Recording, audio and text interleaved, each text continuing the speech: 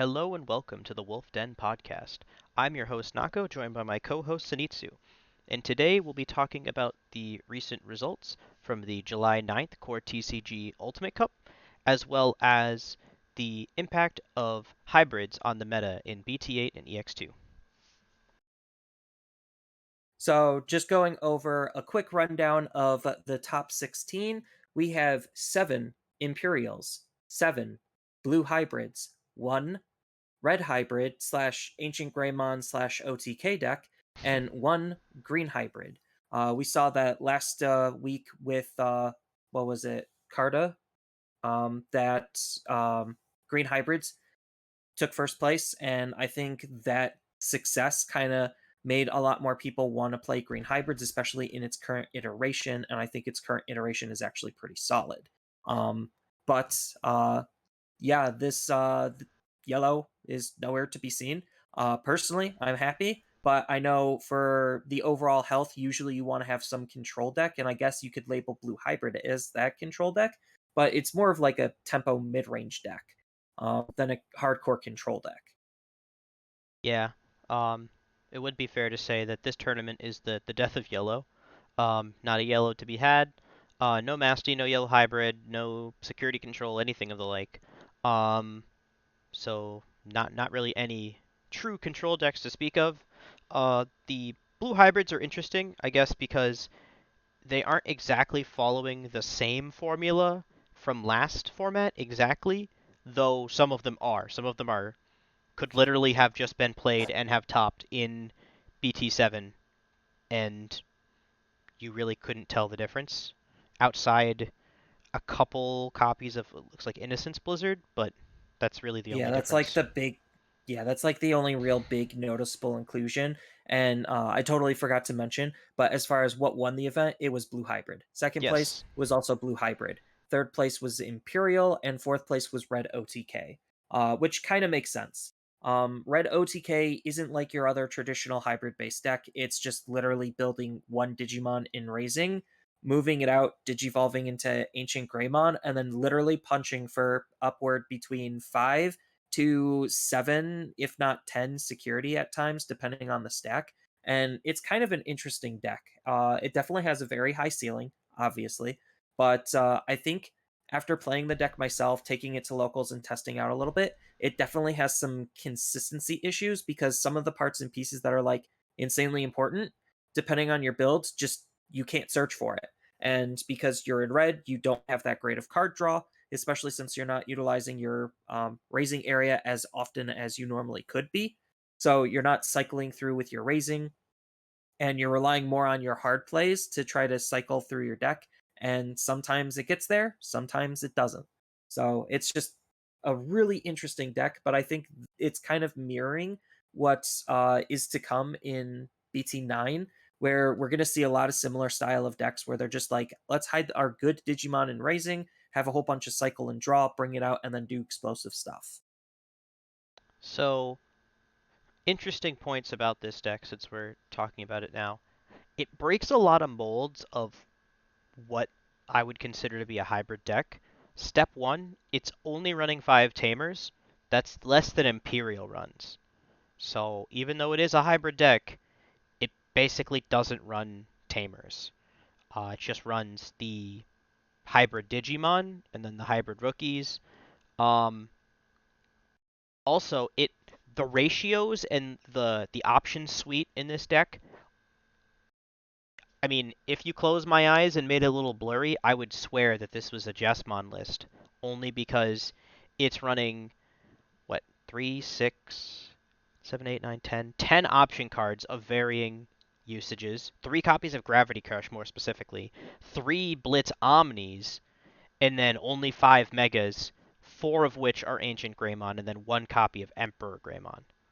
So, Yeah, I think the Emperor Splash is just more the plan B. Like, oh, I'm building this one Digimon and raising. What am I going to do? Or like, oh, my ancient kind of fell apart mid attack just because, I don't know, Chikurimon or something silly happened. Um, Not saying that they're running into a whole lot of black, but it could happen. Like Tommy as another example. Oh, they hit a Tommy, Tommy still strip 3 sources. Oh, that's 3 security checks gone or 2 security checks gone off of the ancient. Hmm. So they're going to use Takuya and the Emperor to kind of like act as a plan B.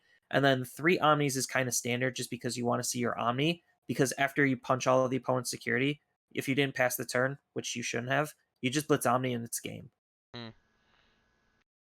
Yeah, The Gravity Crushes stand out more to me mhm. because the deck needs consistency, and Gravity Crush is not a consistency card. Like, it does nothing for card draw, it just helps you gain some instant tempo. But most of the time, you can't really use that tempo for anything because you're just hiding a Digimon and raising and hard playing your searchers.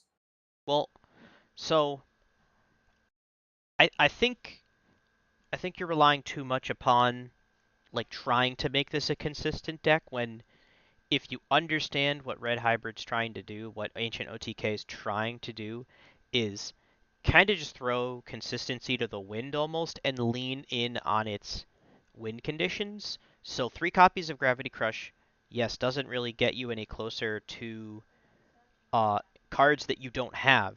But what it does do is 3 copies of Gravity Crush. You always have one in hand, basically, and you can then use Gravity Crush for your OTK turn, for your Ancient turn, to not necessarily pass turn, so that you could, um, with a tie out, raise, Digivolve into Ancient, swing, Blitz Omni for game. That it basically guarantees that line of play with the 3 memory from tie, the 2 memory from Gravity Crush. Oh, I see what you're saying. In case you don't have the Agunimon.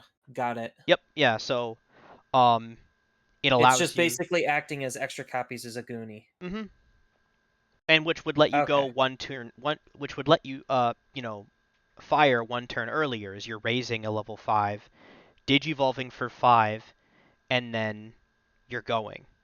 Um, which because in the deck's inconsistency, you can't rely upon having certain things.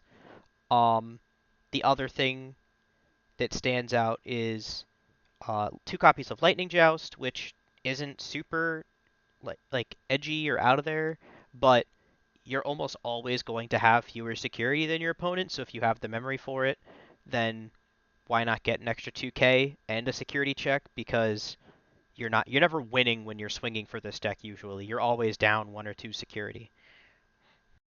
Most of the time, yeah, just because you know your stack is going to be big enough to punch the opponent, so there's no real point on doing any chip to trigger anything silly. So I mean, this deck just is exactly as you mentioned. It is the all-out.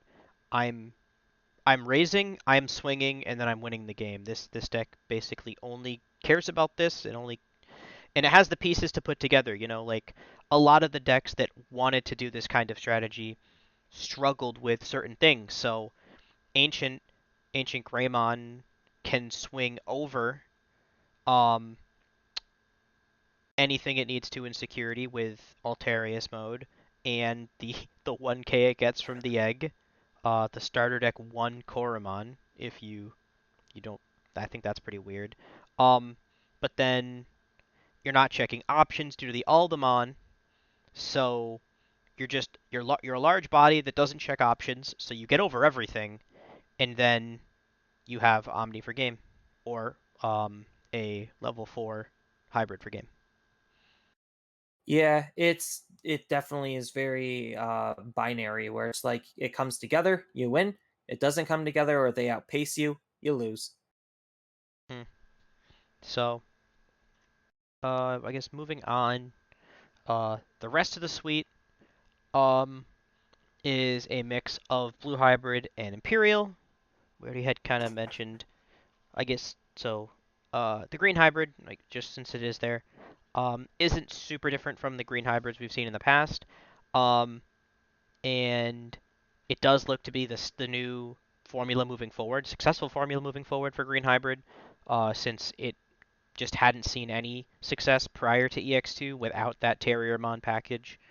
Um, Terriermon, Calumon. Uh, It's so good. The more I look at it, I was just like I knew Calamon was really cracked in Terriermon based decks, but like the fact that green hybrids just can abuse the best parts of the Terriermon deck, which is literally the Terriermons, just makes it even better. Mm. And what I like about this deck is it leans into green's strengths, which haven't been strengths in a very long time. Because green has tried to be more of that tempo-y, mid-rangey, board scrappy deck, and against decks that just don't care about your board state. Um, like, uh, so I guess the best part about this deck is that it's running Terriermon not for its inheritable, which when an opponent's Digimon becomes suspended, it gets plus 2000 DP, because against a majority of the more control-y decks, your opponent doesn't have a Digimon necessarily on field at all times. So you being required to interact with their Digimon is kind of Green's problem. But this deck does a good job of just leaning into like the green cheapness value engine that it has had that it hasn't been able to utilize to a great extent for a long time, like since BT4. And that's kind of like green's whole shtick was it was like each of the different colors has a different aspect it's trying to play around with. Green's big aspect it was playing around with was evolution, being cheaper, being more efficient, being slightly powerful as a result. Um, just because it could climb the stages like no other. And this deck is absolutely no exception to that. And it probably is the best green deck that we currently have at just being able to go from literally zero slash tamer on field to mega. Um, Especially if you have both Pokemon and Calamon set up, like you literally can go zero to mega in like three memory total. Hmm. It's absolutely ridiculous. And you're not even passing your turn sometimes, depending on the setup. Yeah, And if you are passing your turn, you're already attacking, so it's like it has pseudo blitz, so it's not like it actually matters. I don't fully remember the level 6 lineup from the other green list, the green list that won the prior event, but It was just playing one less ancient Troymon, and it was playing one more ancient Beetle. okay, so similarly minded, but a very defensive level 6 lineup and a very diverse level 6 lineup, something that um, we've seen some decks do very successfully in the past. So it's foregoing consistency so that you're not necessarily always going to have the right mega for the right situation, but at the same time, hopefully you have a mega for the situation and a mega that you can get out fairly cheaply because um, all of these megas are being reduced by Rhino, except for Argo, but Argo also has Digisorption itself, so it also only costs 2. So Yeah. you're not spending a lot for a Mega either way, which is again been Green's biggest problem is that it has a lot of 4 and 5 cost Megas. Well, I mean, Rhino makes them basically three for all of them except for the Argamon, Mhm. because Ancient Troymon's an ancient, so it works there. Ancient Beetlemon is another ancient, so it works there. And then Shivamon is an insectoid, so it still, again, works, Yeah. making it just really easy to use basically almost any of your megas, which is crazy. Yeah, I guess that's what I was saying is this that all of them minus Argomon can be reduced by Rhino to make them equivalently costed to any other color's mega because most of the other colors aren't running 4 and 5 cost megas that don't digivolve for free with Jogress. Um, Yeah, and because the deck also runs Cherrymon, mhm. which is pretty good because it's a level 5 that evos for 2. That's also a blocker, so you could choose to sit on that, or you could choose to like go into Argamon. You're probably not digivolving on top of it very often, and most of the time you're just going to try using your Rhino just to do stuff, if not everything. Mm. Yeah, the rest of the deck's pretty. I guess so. Standard as far as like what we would expect from from an EX2 hybrid deck now. 4 copies of the new Terriermon, 4 copies of the old Terriermon, 3 Boko, 2 Calyamon. But also I guess 3 Rapids, pretty standard now too. Um, Yeah. 4's I guess just too many. They don't need four. Um, No, they don't need four. You have other control tools, and you want to move faster. And Rapidmon is just for some early game control while you set up. but my favorite part about this deck is the one copy of Digimon Emperor because ever since I loved the character in the anime, and I really wanted someone to try and make this card work.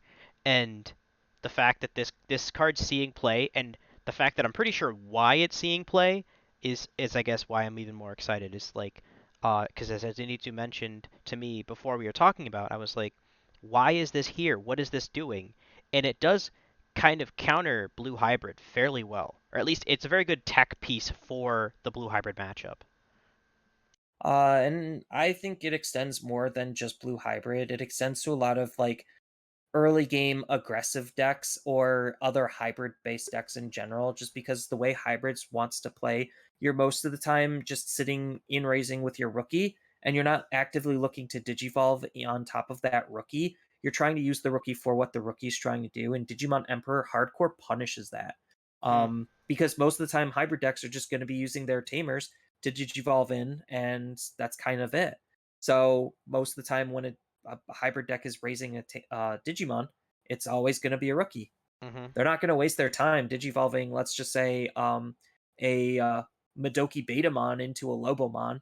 Not that you do that anyway, or like a Korikakumon is a better example. You're not going to be making that line of play. So you're raising that rookie, and Digimon Emperor just says, "Hi, now I get to gain some memory. Thank you." Yeah, and just like the small consistency piece that you gain from when an opponent's level 5 or lower Digimon is deleted, you can suspend it to draw one because you're triggering that quite a bit, especially since it's all turns and this deck is all about piercing.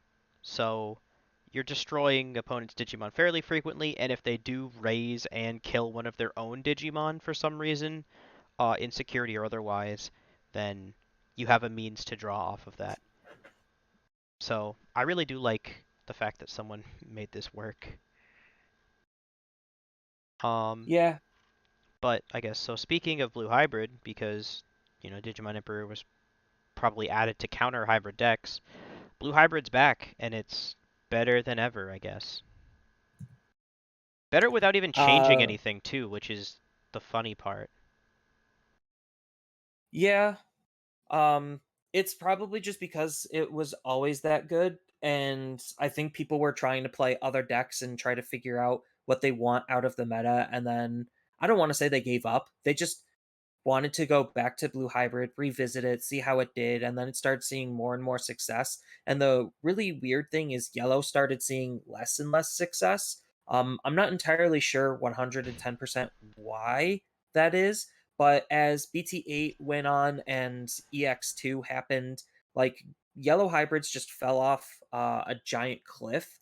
I still think that deck is insanely powerful and really, really strong. Don't get me wrong. I just think where we are skill wise, we're able to navigate around yellow hybrids better, or at least like these people are.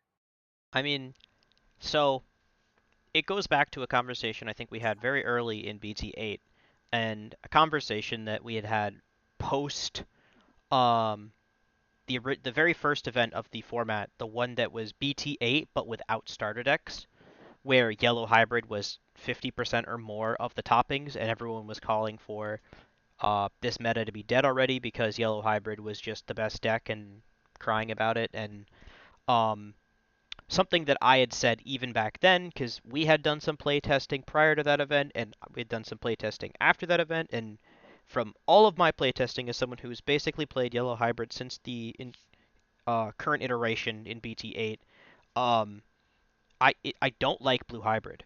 It's like even when everyone stopped playing blue hybrid after that first event, pretty much, and then everyone was playing Imperial, everyone was playing Mastimon, everyone was playing Armor Rush, and blue hybrid beats yellow hybrid. Straight up. Like I've never once played into blue hybrid and felt confident on the other end. I've won somewhat, but I don't have a positive win rate at all, and I definitely never feel like in a dominant board state against blue hybrid because everything that deck does is counter to what yellow hybrid likes doing and wants to do. Yeah, because yellow hybrid's all about chipping, and if blue hybrid just literally stunlocks their high level Digimon, they're never chipping. So they're just trying to play this recovery game, and because of how their security is most of the time, um, usually they don't have that great of a security. So if blue hybrids is just able to just gather more resources than yellow, which it can, then it just lines up a giant swing play where it's just like hybrid chip, hybrid, chip, hybrid, chip. Okay, now you're just dead because I did that enough times. Well, so uh, the reasoning, at least, why I feel like it's such a negative matchup, and from what I've experienced, really, is just that blue hybrid. If you look at your standard list of what a yellow hybrid deck does well, um, like average list wise, what are they running for tamers? What are they running for option cards? What are they running for Digimon? And you look at blue hybrid's win con of swing with level 4 from hybrid, repeat.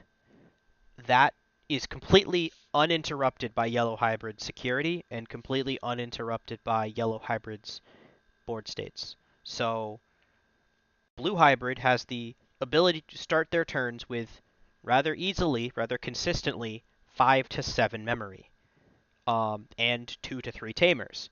And each of blue hybrid's Digimon only matters and only is Digimon for the exact instance that it is swinging, and then it no longer matters. So your standard yellow hybrid security doesn't care about that. That I can't stop that basically. So you swing into a tamer. Who cares? It like whatever I get from my tamer. If I don't have another turn, it doesn't matter.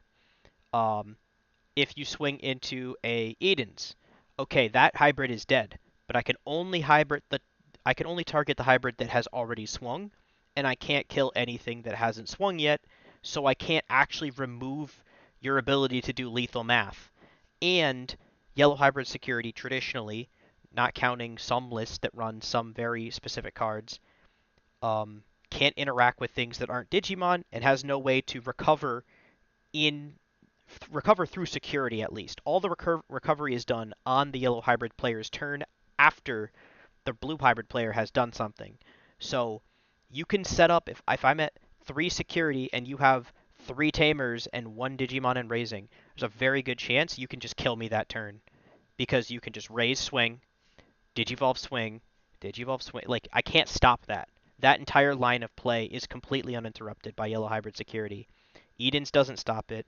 The only thing that stops that is Holy Flame, and I actually don't run Holy Flame. Yellow hybrid in general doesn't really run a lot of Holy Flame because it's bad in the other matchups. It's even bad in blue hybrids if you think about it, because like they could just play out to stall for the turn that they no longer are able to swing through and And just just do it set up again for the next lethal the turn. next, yeah, and Yeah. just do it again the next turn. Same thing. Um and like even at worst, like, okay, I have Beowulfmon adding the blue hybrid back into my hand. It's like, Mhm. okay, I still got value back. I'm setting up for next turn. You still can't really do anything to stop anything that blue hybrids is doing. And like this sentiment kind of extends to why blue hybrids wins in a lot of other matchups as well, is because their security usually isn't going to be strong enough to be able to stop hybrids basically swinging out of nowhere. And that's kind of the reason why blue hybrids more specifically has had more success compared to the other hybrid decks, is because it's very aggressive with its level fours, and it has the ability to reuse its level fours, which is very, very valuable because effectively now your Beowulf mons are extra level fours. So you're running a higher amount of level fours to be even more aggressive with than any of the other decks. Yeah, it's something where um even so yellow hybrid actually has a better matchup into Imperial versus blue hybrid because at least blue hybrid or yellow hybrid can interact with Imperial's win conditions and tempo plays. So if they are swing with XVmon, hits an Eden's, it dies. That's like that XVmon mattered and was going to matter. they can, okay, forego that initial swing, maybe trying to get big enough to a Pyldramon, but still, Pyldramon will need to swing with jamming at 8k and can die, like halting the whole process. Like the fact that it, even though it's Joe Grissing and it's swinging multiple times, it's still one uniform body that needs to survive security to continue to do things. Blue Hybrid doesn't have that problem. It can just create new separate bodies to do the job that that previous, and honestly, I guess even worse, because you don't run that many kill cards. You aren't security control in Yellow Hybrid. You are running a lot of tamers and lower level Digimon that they can just wholesale swing over, and now you do have to deal with the hybrids from last turn and the hybrids from this turn. It's just honestly a very poor matchup for Yellow Hybrid. Very, very poor matchup. And Blue Hybrids also has various different tech packages that they could think about adopting to customize their own playstyle. So, like, you could run still Blue Hybrid with a splash of Gabu Bond. You could run Blue Hybrid with a splash of Leomon. You could run, if you're really feeling frisky, Blue Hybrid with a splash of Marine Angemon. Just because you still are gaining a whole bunch of memory. You could Digivolve on top of your Kodas, which is a blue tamer that hard plays for two, so it's very efficient to use. I'm not saying it's good. I'm just saying that you can do that, and it still would be very beneficial and effective. Just because you're still stun locking the opponent's Digimon to actually utilize Marine Angemon to try to reset your security. Um, but like, there's just a lot of different sub packages that Blue Hybrids can adopt to be able to customize itself for different metas. And right now, we're just seeing the tried and true just being good enough to not care. Actually, a lot of these decks, now that I'm thinking about it, they started cutting the Azulong because the Azulong no longer really matters because of how dangerous security can still be. And they just are having a better time playing more tamers and lining up those multiple swings in a single turn and just trying to chip out when they can. And then they still play the floodgates to try to halt any progression that the opponent might have, even though there's still lots of low level removal. It still doesn't matter because you're utilizing them as engine cards with Kiaromon to still just further yourself, and they're still obnoxious for the opponent to have to deal with still. Yeah. So, um, I guess to fully explain what I mentioned about before was just that so Yellow Hybrid does poorly into Blue Hybrid.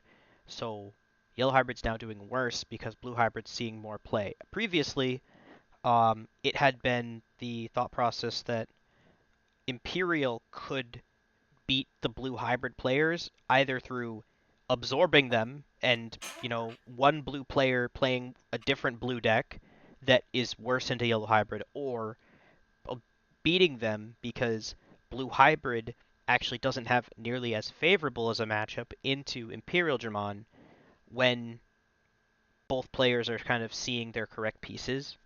Um, so the idea just being that um, a Blue Hybrid player would then have to fear playing into an Imperial Dramon and potentially losing its round, as opposed to seeing something like a Yellow Hybrid where it had a significantly higher chance of success. And like, we thought that Blue Hybrids was going to fall off mostly because the DNA mechanic kind of does hard counter the stunlock potential, but like, Blue Hybrids is kind of proven that it just doesn't care about DNA at all. Like, sure, okay, you could DNA, and then I'm just going to strip all the sources under the new Digimon. Hmm. And if you didn't DNA, cool. Now I'm just going to control your fields until you do to try to bait out the DNA play. And sometimes they'll line up a DNA play that's not super optimal, but they had to do it because that's what they had to do to get out of whatever trap Blue Hybrids was putting them in. So, kind of the point that or the trend that Zenito and I had been noticing, which is kind of the major point of discussion for today, is just that what is it that's allowing these decks to consistently put up results um, and just occupy those high end slots, right? These top toppings, and we kind of settled around something that the card game has been tending towards since the last couple sets, and it's just that all the decks that are doing something fairly impactful and that are winning these events usually have not necessarily one point of focus, but like a couple points of focus of just ridiculous levels of value. Cards that are just above and beyond the power curve in the level of, I guess, in competitive hands in the right board states. And I had mentioned it before in the past that how, like in general, the level 5 hybrids are just ridiculous. Um, and they don't really get any worse over time, and that the only reason we're seeing the current decks that are doing well at the time it was just blue and yellow, because they're the only ones that had shells that could work around them. But now we're seeing green hybrid pop up and red hybrid kind of reappear, all kind of uh, revolving around that singular, just absolutely ludicrous level value in that level 5 slot. And certain level fives are have easier access than others. Like the reason why purple hybrids isn't doing as well is because the level fives overall quality in terms of what it's doing and how it wants to be played isn't as effective as some of the others. Like red hybrids is utilizing theirs not necessarily because he could evo for one, but because he just turns off the effects of options and security, so it makes the swing that much more safer. And you also have various different tech and tools that you could use to take advantage of that. So you could shove it under Takuya to be able to use that even on your level fours. You could digivolve on top of it into a Metal Greymon Alteris mode to then just add more sources to your stack that are also all cards that Ancient Greymon cares about to make your swing even more powerful. Then you have Rhino Kabuterimon, which green already has fast evolutions. So you could theoretically, with a JP, go from a basically board state of nothing, no Digimon on the field, to a level 5 for only 2 memory, which is insane. And if you have the right setup, you actually could start gaining memory for your evolutions. So with a Pokemon, you're basically going all the way up to from a JP to a level 5 for 0. That's crazy amounts of tempo that just no other deck really can compete with. And then you add Calamon on top of that, and then you're still gaining an additional resources for that evolution to make it even more efficient, especially since you're swinging and reducing the cost of your evolution into your level 6. So it's just value town on top of value town. Blue hybrids can, again, like all of the others, evo all the way up for one, and then be able to reuse the level four to then just have more aggressive lines of play while controlling the opponent's field at the same time. It's just the level of speed and power potential that these cards have are just above and beyond almost any other level 5 in the entire game, which is kind of weird to think about. Like we have impactful and strong level 5s, but the reason why hybrids is more specifically is doing as well as they are outside of Imperial is because the quality of their level 5 and what they're doing with them is that much stronger than any other deck in the entire game. I took a look at just for fun a database just to see how many level 5s Evo for one. The answer is not a lot. Outside of the hybrids, there's like Gatomon and very niche situations and setups where you can make a level 5 Evo for one. Um, but outside of that, there's not a lot that actually does that, and that level of speed and tempo just helps make and solidify hybrids that much stronger, especially since you can't interact with their level 3s, which are all tamers. We don't have a whole lot of tamer interaction still. Yeah, it really goes to show that um, it's the flexibility. It's your the fact that these you can take a tamer and make it a level 4 for 2, make it a level 5 for 1. Net cost of 3. Most memory tamers set you to 3 anyway. 3 is like the average turn as far as the developers are concerned. That's why they have the memories tamer set you to 3. That's their level of fair, equitable memory that you should have at least X every turn. They've established that as 3. They design a lot of things around 3, and they design a lot of impactful abilities and costs around 3.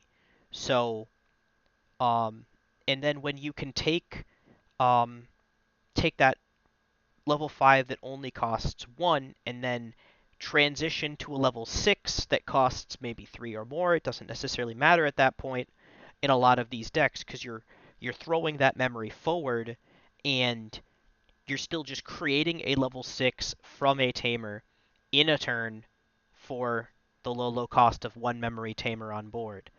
And we've just seen, as Zenitsu mentioned, how these different decks mention it. Green can profit. Green can swing with its level 5, creating a level 6 for, basically no memory, all of which that they run, all of these level 6s have impactful abilities that when they come in, they hit the board strong and they impact the game state in an unignorable fashion. Yellow Hybrid does a good job of just resetting its board state. You can, in that same Tamer to level 6 lineup, recover twice, assuming you're running any sort of recovery level 6, which they almost exclusively do. Um, and then Red Hybrid does it a little differently, as you just mentioned, but they just the fact that the flexibility, it's also the only hybrid that has a inheritable.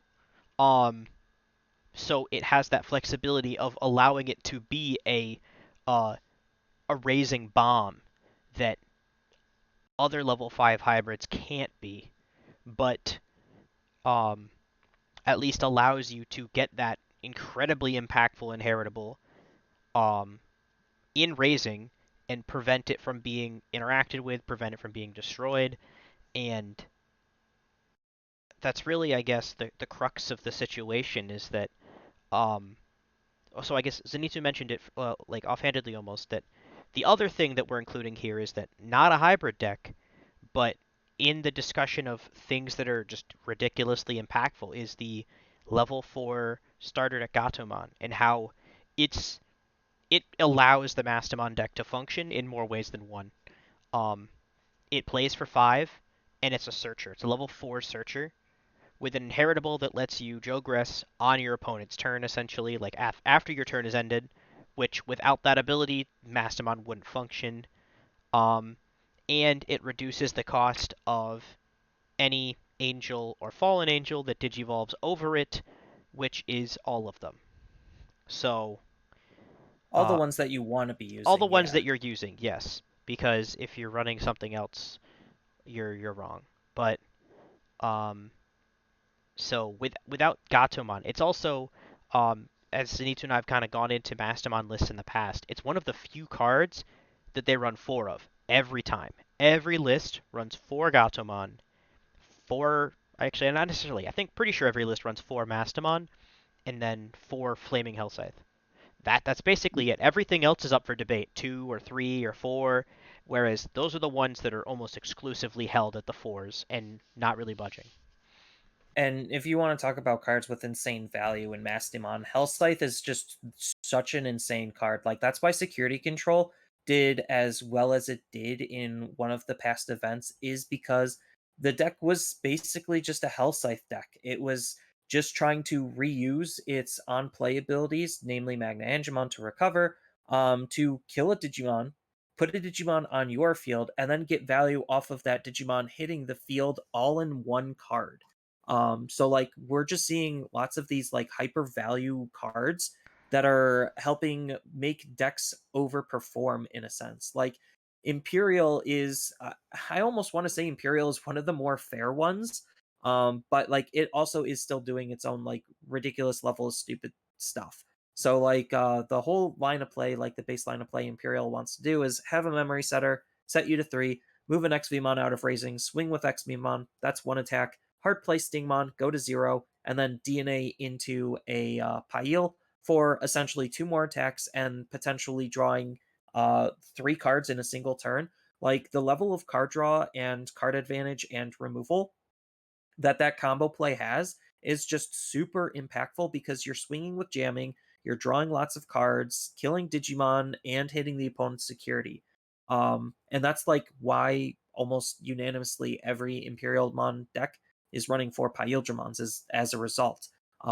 Stingmon is probably the most important card in the entire deck because it just makes the DNA even possible. Otherwise, you're just going slower and just raising it out, and then now you're missing out on an extra inheritable to do more things.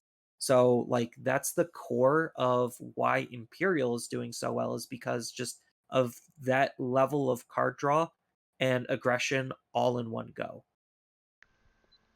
Yeah. Well, it's funny that you mention Imperial as being fairer because I mean, Well, so the evolution technically, because you have to hard play the Sting, it is costing you the cost of playing Stingmon, which if they have a certain card on the field, Psychmon, then it increases the cost of that essential free evolution. mm, So that's the only reason why I'm saying it's a little bit more fairer. But like the what it's doing post fairness is what's making the deck actually cracked. yeah. Well, I guess so because you left out the highest end of that line of play. Well, like I guess that is the standard line of play. Like Yeah, that's they're like not your bare bone they're basic, not what doing you're anything essentially trying to do. crazy by raising an XV, swing swing with jamming, then DNA or play the Stingmon for 3, DNA, swing twice with Pyeel. That's your standard. Your 3 checks, but that's still 3 checks out of, potential most decks only have 5. Um and uh but with Well, the it's doing exactly, yeah, it's doing exactly what the old Imperial is doing, but literally 2 stages earlier, 1 stage earlier. I would probably say 1.5 stages well actually. with the higher end of 2 of being since it is a true 2-color deck, something that we hadn't seen until BT8, um that now you can on your higher end of your combo, raise XV, swing with XV, play Stingmon, Jogress, swing once, um, leave unsuspended, hidden potential it down, digivolve into a fighter mode. Well, I guess like 2 options. Now you kind of diverge. You can either fighter mode for 0, and then uh, untapping it with a Davis and Ken, swinging twice more itself, so a net total of 4 checks from 1 Digimon and raising, or um, in the same vein, minus the Davis and Ken, you could um, Digivolve into a Dragon mode, splitting the 4s to create a new Pyildramon that then swings twice, still checking 4 times without a Davis and Ken though. Um, and that's in a deck that most decks only have 5 security.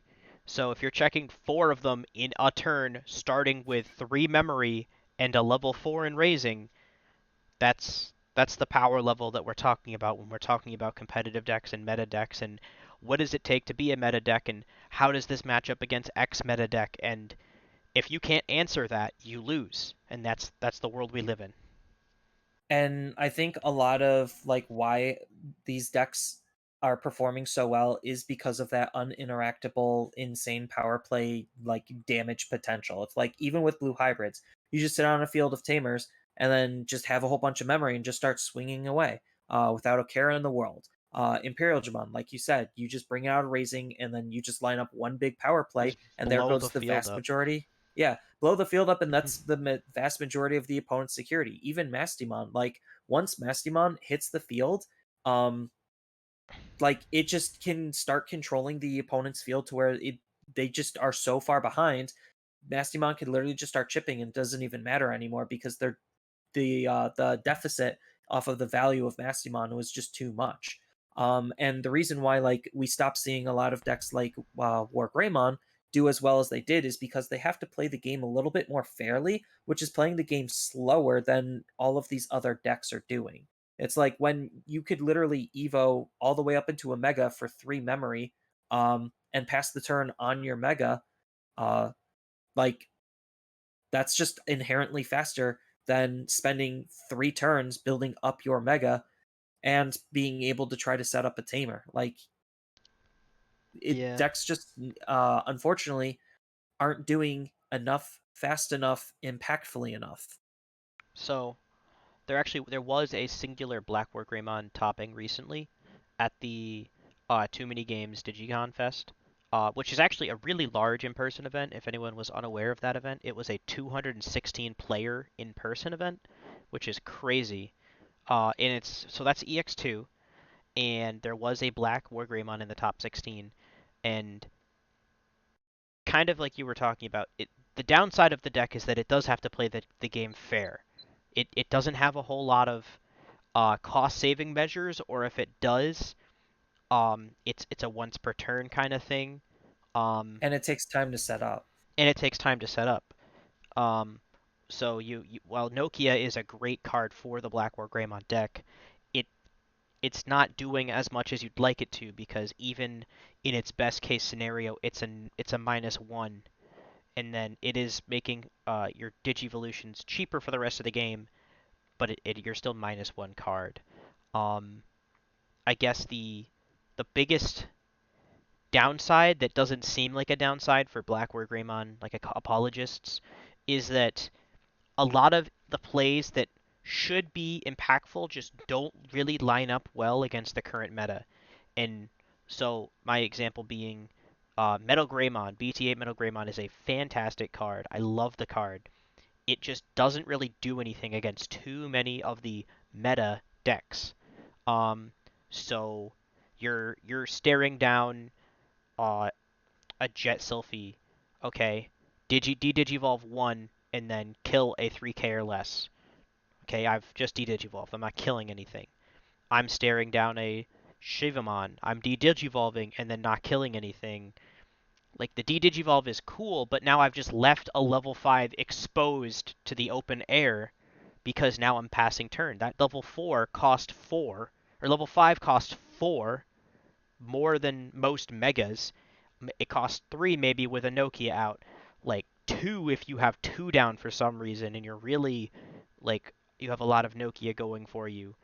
But unfortunately, it's just not impactful enough to cost 4 when on the other side of the board your opponent is digivolving for 1 into that same level 5, and maybe it's not as immediately impactful, but then they just get to their 6 and get rid of your level 5.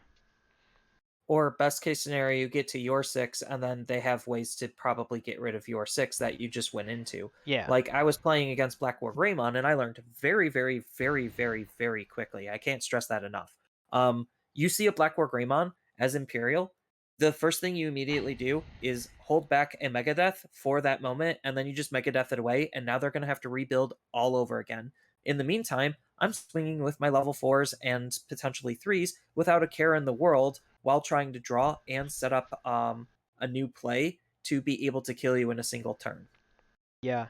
That's the biggest problem of BlackWarGreymon, is that it does play the game a little bit too fair. It has a very impactful, very, you know, relevant level 6 ability, destroy some things, rah, and then but it does then just get kind of really beaten back by the counter swing. If you can get rid of the first BlackWarGreymon, you've probably won the game, assuming that they haven't just completely demolished your security and board state by that singular BlackWarGreymon. But most decks can kind of play around it, so to speak.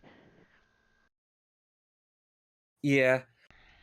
Oh, but it's uh it's not all doom and gloom. Like we kind of are making things out to be all doom and gloom, but like there's still a decent amount of very playable decks, which is the exciting part. Like we see decks coming out of the woodworks like green hybrids where everyone thought that that was dead. Everyone was waiting for a good green deck, and now surprise, here is one. It just so happened to be a hybrid deck, which is I think kind of what people wanted slash didn't want. I don't know. I'm not a green player. I don't know their hopes and dreams. There Um, aren't many of them but around anymore. unfortunately, but it just goes to show you like the game still rewards experimentation. Um, it also rewards exploitation, which is why Security Control did as well as it did the couple of times it was around. Was because it is very clearly exploiting game mechanics and doing very powerful things to its own benefit. So like there's still just a lot of ability to just be able to just make something completely new or unanticipated and do very very well with it as long as it is able to compete with some of these decks that are, I don't want to say like cheating on the game, but definitely have higher levels of impact a lot easier and faster. Yeah. I guess so. I'd like to take this like forward-looking segment and kind of label it the like you have to you have to really understand the play space that you're in when designing decks, when theory crafting, and when coming up with something that you think could succeed because as we've seen the meta isn't completely solved. Decks do find things that work that hadn't worked in Japan or didn't exist really in Japan or were super um, not played. And but what you have to do is you have to apply like that. You can't apply the best case scenario mindset. You really have to apply the realistic mindset, and it's something that I know Zenitsu and I have done quite a bit when we bounce ideas off of each other because you have to know that you're not going to be playing against yellow Sakuya plugin most commonly when you're playing in an event. You're playing against blue hybrid, yellow hybrid, Imperialmon, Mastimon. Those are the decks you're actually going to see and should prepare to see, and then put your deck in realistic situations versus those decks, you know? So the BlackWarGreymon example we gave earlier, where BlackWarGreymon isn't as great a deck. And it's why? Why? Because reading the cards, it doesn't necessarily scream bad deck. It really doesn't. I love the cards, I love the deck, but okay, when Digivolving, destroy one Digimon and one Tamer on average, because the total play costs have to be 6 or less. That's just Yeah, not good enough. It's really not. And against a lot of decks that play around that. and even the blocker aspect, because you're not having any DP boosting during the opponent's turn, they just have to be able to clear a 12k or just suspend it and ignore it. It's one of those two options, and certain decks can very easily play around it. Like Imperial, the reason why fighter mode is so good is because you could he's 13k, he beats over 12k. Um, it's just it is that simple sometimes where it's Hmm. just like certain cards help with certain matchups and they're just playing it because it's already a good card that just fits naturally inside of the deck. Like I was deathly afraid in BT8 of the Black War Greymon matchup because if they build up the perfect stack and have a big blocker out and like are able to get going before I get going, then yes, I probably will end up losing because their control game is absolutely insane. But then again, Mastimon does almost the same thing, just faster. Because Mastimon just needs a Gatomon on the field to be able to line up a big DNA play to kill a Digimon and kill a Tamer, which is essentially what Black War Greymon is trying to do, just better. Because you're also spawning an extra body out, even though it's not a blocker, you killed two things and you have another big body out that's lined up for basically whatever else you need to do. Yeah. And so whenever you're taking whatever deck that you're trying to build or whatever deck that you're practicing with, you have to understand these staple lines of play, I guess, that like cuz something that I found that I think is kind of interesting and enjoyable is that this that card games are easier to practice for and easier to prepare for at their lower levels as far as the very earliest stages of the game. And I find pleasure in small optimizations in those matchups and in those lines of play.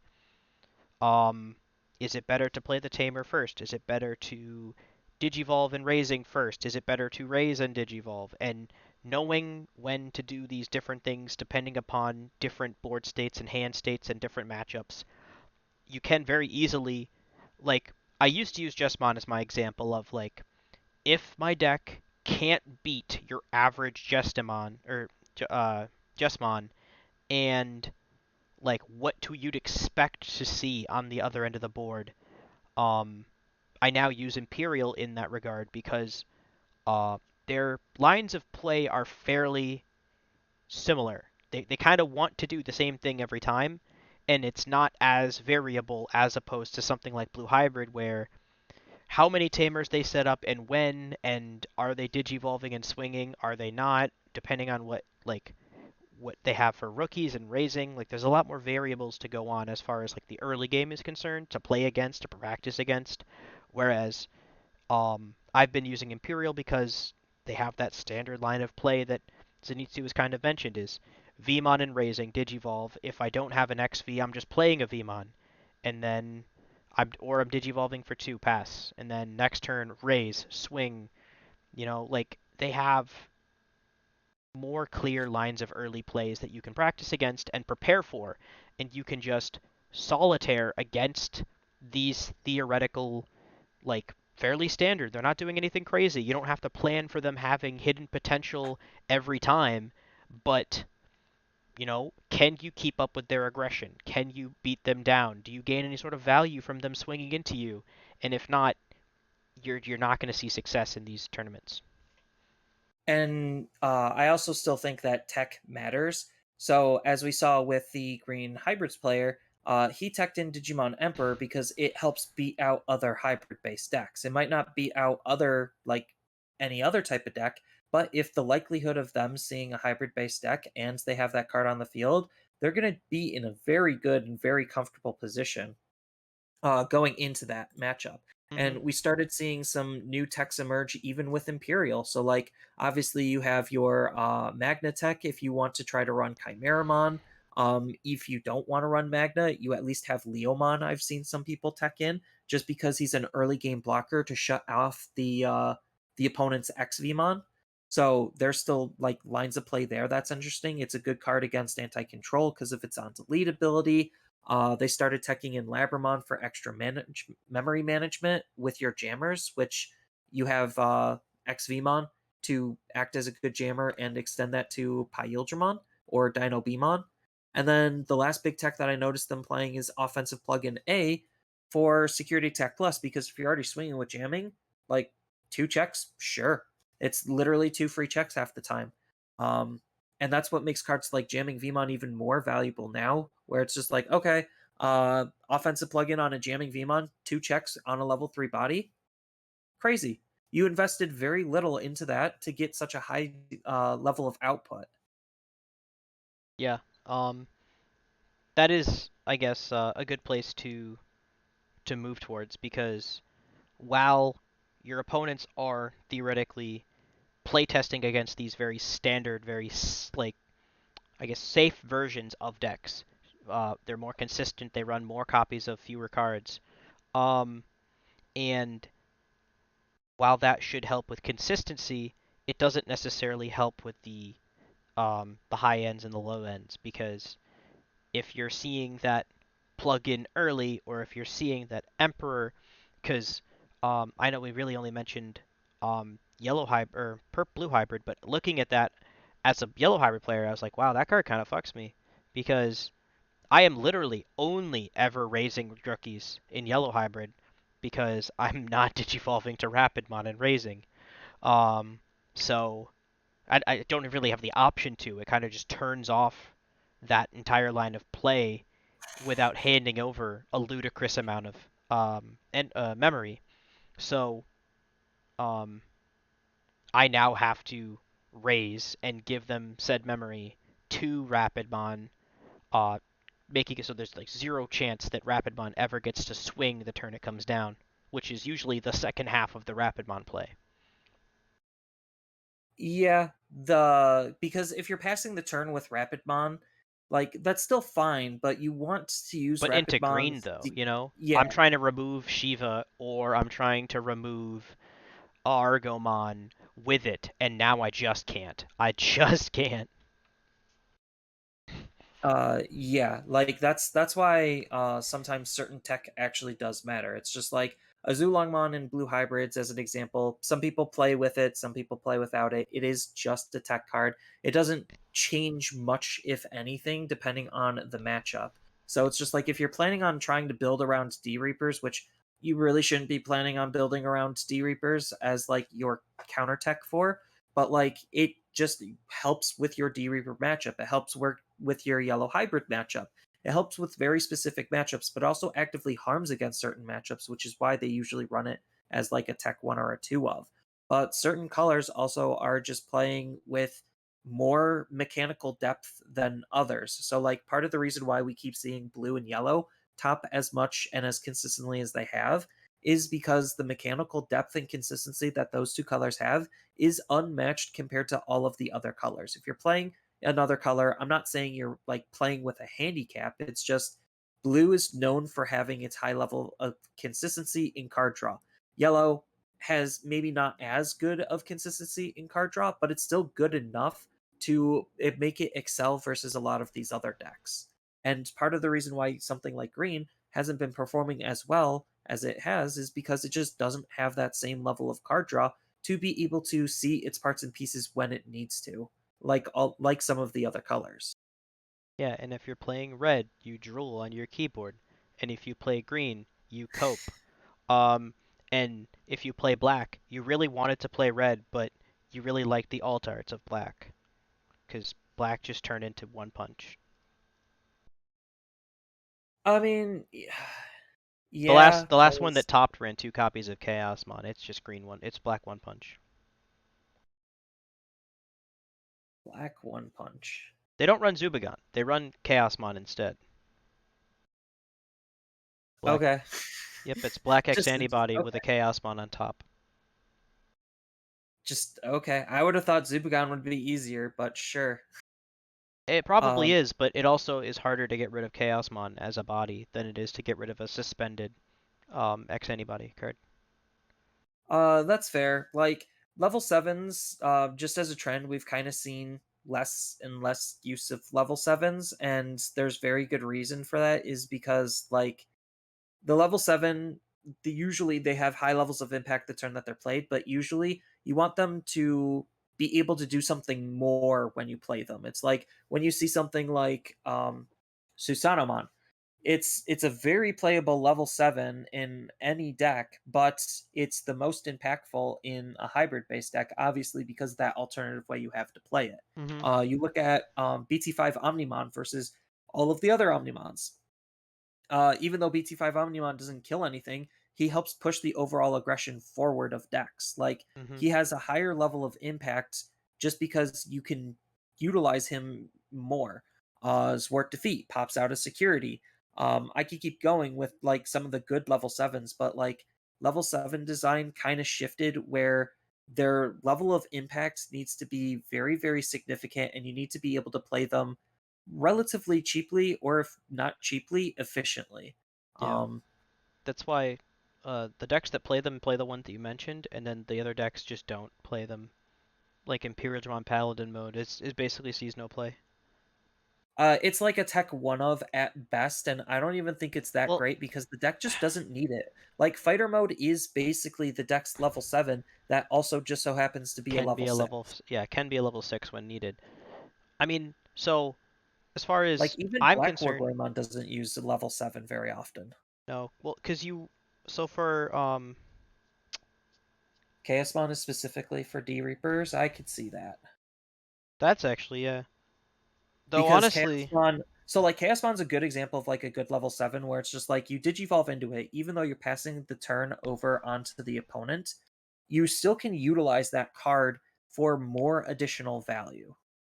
mm, I mean, I've always liked Chaosmon because even though it's kind of expensive, assuming you have a good amount of memory, what you can do with it is give your opponent their standard 3 starting with your standard 3, and then just kind of win the game or end the game. Not exactly, but you blow them to zero security with a suspended Chaosmon and say, "What do you got? You have exactly this turn to get rid of the Chaosmon and potentially whatever I have in raising and potentially whatever hybrids I have. What do you have? Like do something, and it's a lot to ask for in a turn if you end up with 0 security and 3 memory. And this is why cards like Volderarm see less and less plays because, like, yeah, you Voldemort digivolve doesn't into do it that. like this. Yeah, Volderarm, like, it's annoying, sure, but like, it's not that impactful, especially with the state of the game where it's just like, okay, damage out of nowhere is just kind of the trend, or fast evolutions out of nowhere. And Volderarm is just A, too slow of a card, and B, not doing enough when you're actually in a Volderarm to really make it matter. But back then, when it was first released in BT 4 and even going into BT 5, it was still a very good card, but that's just because the game was a lot different back then. You had to show your whole hand, so to speak, when you were winning the game. You won the game on board, so as a means of fighting for the board, it was very impactful. But now, the way hybrid decks, if you could Valder Arm and kill 2 Tamers, that'd be a good card, but you can't. Yeah, which is why like I still kind of like have a soft spot for Metal Greymon, or not Metal Greymon, BlackWarGreymon, is because he's still one of the only decks that has like some interaction with Tamers outside of Mastimon and Green. So it's just like out of those three options, I just like BlackWarGreymon the best. Like Mastimon, it's a good deck, but it's very hard to play and play optimally. Even though it does have some very straightforward turns, it's like those micromanaging turns are a lot more difficult than some of the other decks, and they actually do matter and can matter. Yeah. So, um, that being said, we kind of have run out of time. So, this has been probably our last in-depth discussion on BT8 and EX2. Next week, we'll be really just kind of be going over like the history of BT8 and EX2, and then what that means looking forward for BT9. I think a good retrospective kind of helps us see the evolution of the game. And I actually don't think a lot of people are doing a big retrospective. Like we have all of this data, but nobody's really utilizing it. And I think next the BT8 retrospective is going to be something special. Yeah, because it lets us pin down things like how good was Yellow Hybrid, how good was Imperial Dramon, was this meta healthier or less healthy than previous metas, and allows us to kind of to quantify things and really kind of answer a question before moving on to a new question. And this also helps line up with BT the next set because usually the safest thing to play when introducing into a new set is going to be the best thing from the old set because that's well known, you're comfortable with it, you're practiced and seasoned on it, you know what it's going to do, and depending on the changes with all of these new cards, sometimes they don't matter, sometimes they could matter. But that unknown factor could make players play worse than they normally would if they're not as seasoned on it, which they generally wouldn't be. Yeah, so with that, I'm going to have to close it out. See you next week. And goodbye.